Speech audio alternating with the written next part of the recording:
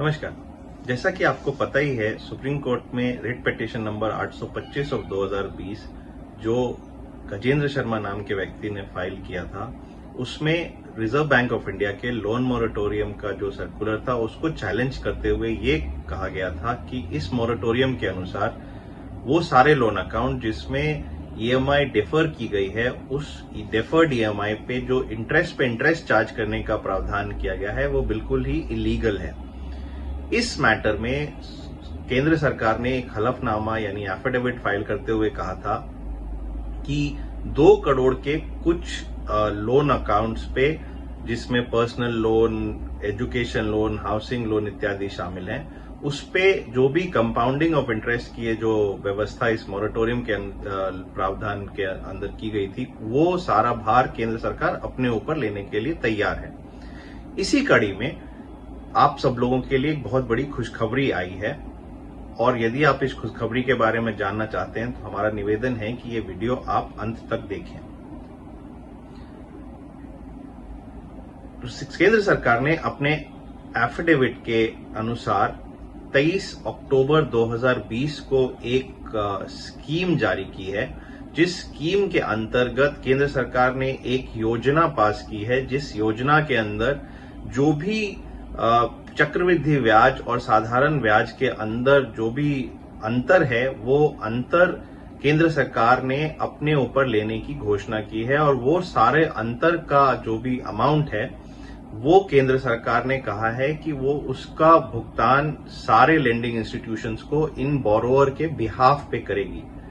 इस स्कीम के अंदर जो कल ही मिनिस्ट्री ऑफ फाइनेंस ने इशू की है, इस स्कीम के अंदर उन सारे लोगों ने जिन्होंने 1 मार्च 2020 से लेके 31 अगस्त 2020 तक लोन मोरेटोरियम अवेल किया था, उनको इस स्कीम के अंदर बेनिफिट देखने की घोषणा की गई है। इसके साथ ही वैसे लोग जिन्होंने ये मोरेटोरियम नहीं भी लिया है, लेकिन फिर भी उन लोगों ने अपना ईएमआई पेमेंट करते आए हैं इस अवधि के बीच में, उनको भी इस योजना का लाभ देने की घोषणा की गई है। इस स्कीम के अंदर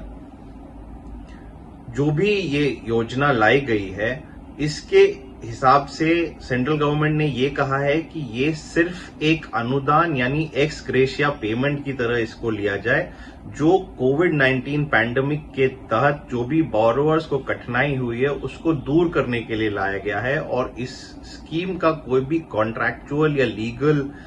मतलब नहीं निकाला जाए। इस स्कीम में वो सारे लोन्स जो भी इस स्कीम के डिफरेंट टाइप्स के लोन इस स्कीम के अंदर दिए गए हैं, जिसमें MSME loans, education loan, housing loan,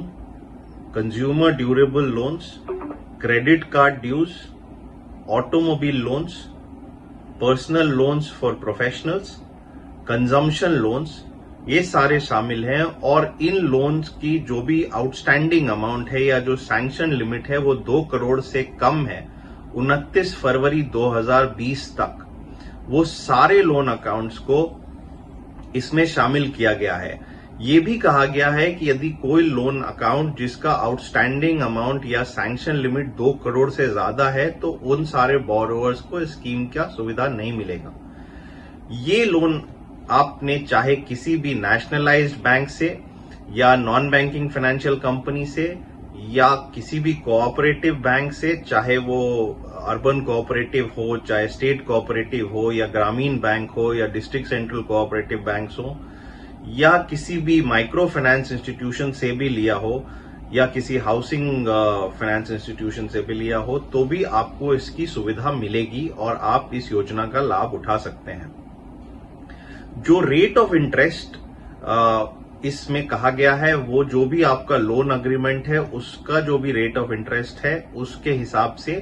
29 फरवरी 2020 तक जो final rate of interest applicable था वो रेट ऑफ इंटरेस्ट लिया जाएगा और उसके हिसाब से आपको लाभ प्रदान किया जाएगा। इसके अलावा जो क्रेडिट कार्ड ड्यूज हैं उनमें, क्योंकि क्रेडिट कार्ड ड्यूज में कोई अग्रीमेंट नहीं है और जो भी weighted average of lending rate है उस 29 फरवरी तक वो आपको यूज किया जाएगा कि आपको कितना लाभ देना है इसको कैलकुलेट करने के लिए। इसके अलावा कुछ और शर्तें भी लगाई गई हैं इस योजना में आने के लिए। ये शर्तें हैं कि आपका लोन अकाउंट या जो भी क्रेडिट कार्ड अकाउंट है वो 29 फरवरी 2020 तक स्टैंडर्ड होना चाहिए, यानी उसको नॉन परफॉर्मिंग एसेट घोषित नहीं किया होना चाहिए। मतलब आप 29 फरवरी 2020 तक अपने जो भी ड्यूज हैं या जो भी आपकी ईएमआई है वो आप नियमित रूप से पे करते हुए आ रहे हैं। इसके साथ ही जो लेंडिंग इंस्टीट्यूशंस हैं वो या तो बैंकिंग कंपनी होने चाहिए, या जैसे पब्लिक सेक्टर बैंक्स हैं या कोऑपरेटिव बैंक्स हैं या रीजनल रूरल बैंक्स हैं या कोई ऑल इंडिया फाइनेंशियल इंस्टीट्यूशन या नॉन बैंकिंग फाइनेंशियल कंपनी या हाउसिंग फाइनेंशियल कंपनी है जो आरबीआई या नेशनल हाउसिंग बैंक के अंतर्गत रजिस्टर्ड हैं। और यदि आपने किसी भी माइक्रो फाइनेंस इंस्टीट्यूशन से लोन लिया है तो माइक्रो फाइनेंस इंस्टीट्यूशंस भी आरबीआई द्वारा रजिस्टर्ड या रिकॉग्नाइज्ड होना चाहिए। इसके साथ जो भी ये एक्स ग्रेशिया पेमेंट दी जाएगी वो सारे बोरोअर्स को दी जाएगी यदि उन्होंने मोरेटोरियम का लाभ पूरी तरह से या पार्शियली लिया है या नहीं भी लिया है। यदि आपने मोरेटोरियम का लाभ नहीं लिया था और आप अपनी ईएमआई पे करते हुए आ रहे थे तो आपको कैशबैक की सुविधा, जो भी आपका लेंडिंग इंस्टीट्यूशन है वो आपको आपके लोन अकाउंट में कैशबैक देगा।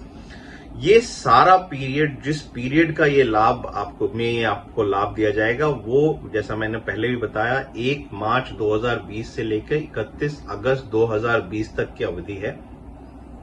और ये सारे जो भी बेनिफिट हैं ये 5 नवंबर 2020 तक सारे लेंडिंग इंस्टीट्यूशंस को अपने बोरोअर्स को प्रदान कर देना है। लेंडिंग इंस्टीट्यूशंस पहले ये अमाउंट क्रेडिट करेंगे इन सारे बोरोअर्स के लोन अकाउंट में और उसके बाद स्टेट बैंक ऑफ इंडिया के द्वारा 15 दिसंबर 2020 तक अपना रीइंबर्समेंट मांग सकते हैं।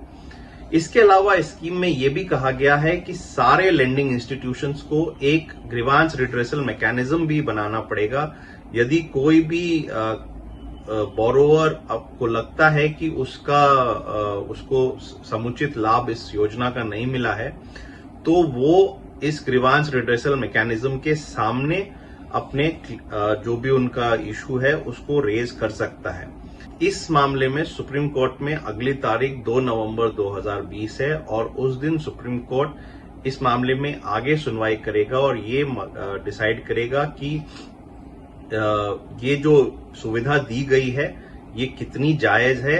और इसके अलावा कोई और सुविधा मिलनी चाहिए या नहीं मिलनी चाहिए। तो 2 नवंबर के बाद हम आपके सामने फिर आएंगे और आपको बताएंगे जो भी सुप्रीम कोर्ट का फैसला इस मामले में आता है। तो तब तक के लिए आपके लिए खुशखबरी है कि आपको सेंट्रल गवर्नमेंट ने आपके ऊपर जो भी ये कंपाउंडिंग ऑफ इंटरेस्ट का भार था उसको कम करने का डिसीजन लिया है और ये भी डिसाइड किया है कि आपको आपके लोन अकाउंट में ये कैशबैक 5 नवंबर तक मिल जाएगा। तो हम फिर से आपके पास आएंगे और आपको बताएंगे इस मामले में आगे जो भी अपडेट होता है।